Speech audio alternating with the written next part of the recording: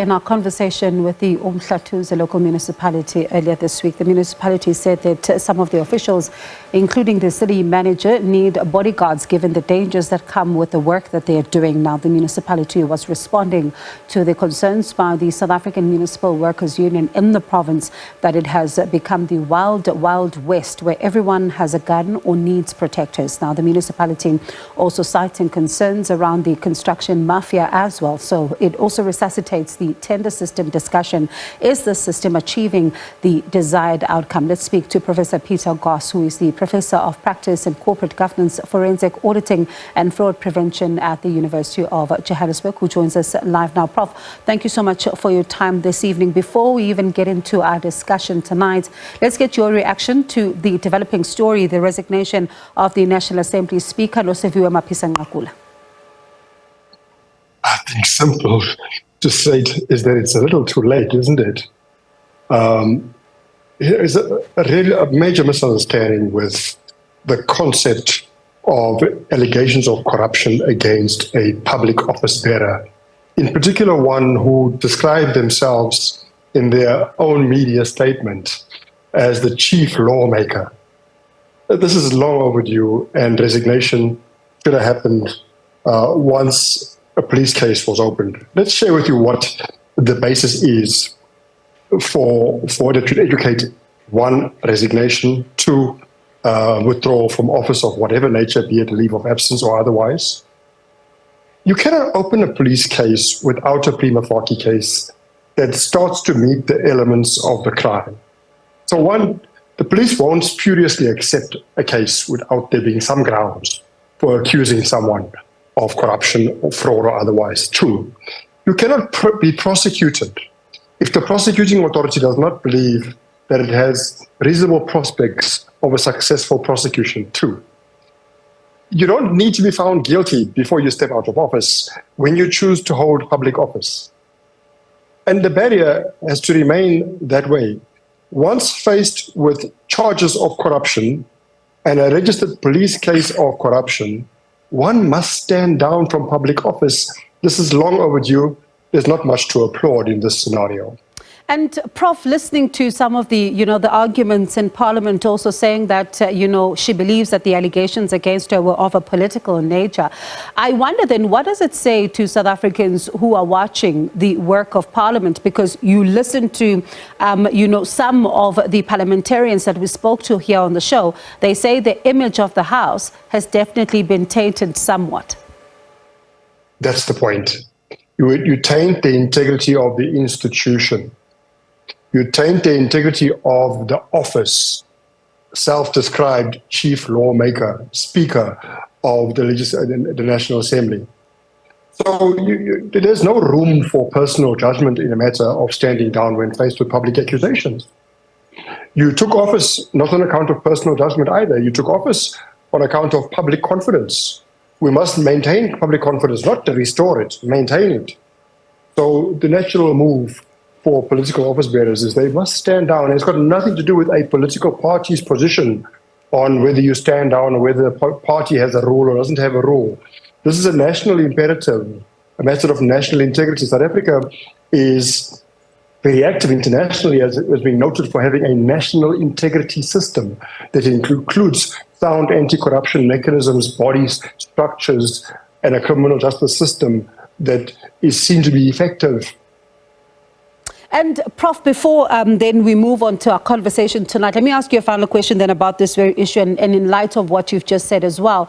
How much of the delay that we see from some who face serious allegations from stepping aside or even, stepping away from the office and focusing on the investigations at hand is as a result of the politics, as some describe it? When you want to play in the political arena and you take political office, mudslinging is the order of the day. So you signed up for this compact, this contract with society, and this contest in which political contestation will take place. And part of this contest is facing allegations of corruption, sometimes unsubstantiated allegations, but rarely, mostly corruption allegations are substantiated. Just look at the State Capture Commission of Inquiry's findings And they're in the dozens, politicians, who are more than casually accused or suspected of corruption, against whom substantial evidence exists that they have corruption charges to face. There's no other barrier we need, no other benchmark we need other than to act when these allegations are tested, like the State Capture Commission of Inquiry recommendations. I'm afraid the argument of political motives and battles are par for the course. You choose to be a senior politician, your day will come when your competitors will challenge you with corruption allegations. Yours is to say, I'm not corrupt, and trust me, if you are not worthy of facing charges in a court of law and a prosecution by the National Prosecuting Authority, and a police case opened before that, accepted by the police under affidavit, in an affidavit called an A1 affidavit, in a complaint statement, and those barriers tick in the positive, you have something to answer to. You cannot expect us to believe that it's merely political turmoil.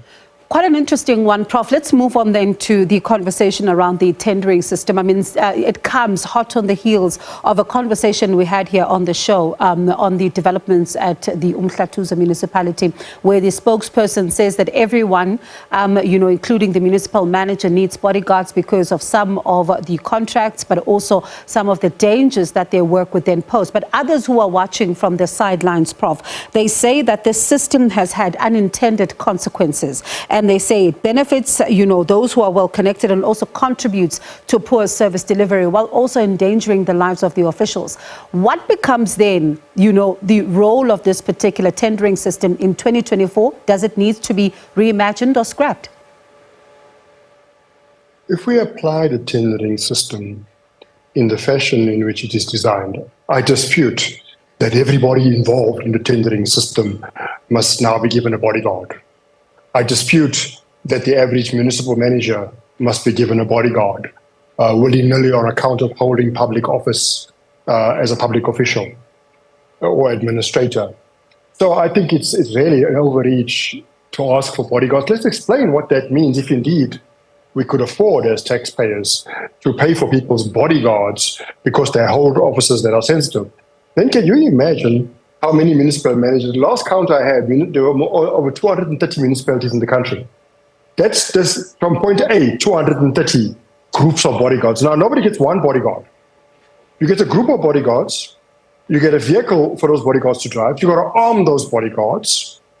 I'm afraid that is simply untenable and impractical. And I don't believe that a bodyguard is required for every scenario in which public office bearers make decisions in public office. Many sensitive public office bearers, decisions are made by public office bearers, and they don't have bodyguards. Bodyguards have a place, but public bodyguards don't have a place simply because you hold a position of public office. And that is the problem we have right now, is that every politician wants to have bodyguards. Now we're hearing bureaucrats are saying, because I'm involved in tendering, I want bodyguards. Well, what about the officials inside the tender process? What about bodyguards for them? So no, this bodyguards as a suggestion is an overreaction. Yes, people who report corruption have been victimized in the past. Whistleblowers have been harmed, but that's the order of the day in our country, isn't it? But then we got to say everybody who dares open a case of corruption must also have a bodyguard, and that doesn't happen. So this bodyguard solution is not a solution. So, Prof, how then, does the system then begin to work in such a way that it is coordinated and is working effectively? Because if it's not applied in the manner that it is intended for, do we need to do away with it then? You don't do away with something that's broke and not being used. You do away with something that's being used effectively as designed, and its design is fundamentally flawed. Public procurement is the most airtight procurement on paper you will find in any country that is well governed in the world. On the matter of public procurement, on paper, South Africa is well governed in its public procurement. It's got beautiful checks and balances. No single person can be fingered for being the one awarding a contract. All that happens is Many officials are trying to put themselves forward as if they hold the power to award contracts. No single person can award a public tender. The due process is rigorous. The checks and balances like bid specification committee, bid evaluation committee, bid adjudication committee, these structures are quite airtight. If they are followed strictly, it is for me inconceivable that everybody involved in that process can now be harmed and should have a bodyguard. That process is followed to the letter of the law. We will not have a need to give people bodyguards. What you have is mischievous people who want to make it look like they hold the power to appoint people. They don't deliver on that perception of holding power. And yes, those promised will want to harm them. Yes, there are scenarios, not normal every single day scenarios, where procurement has led to people being killed. I don't dispute that fact. But for us to sit here and say, every time we procure, everybody involved in procurement must have a bodyguard, then we're really heading down a dark hole. Prof, I wish we circle back to this conversation because it's quite a big one, especially even when you think about how you say the public procurement processes are airtight on paper, but you know all these loopholes then in the practical sense also do complicate the situation. But thank you so much for speaking to us.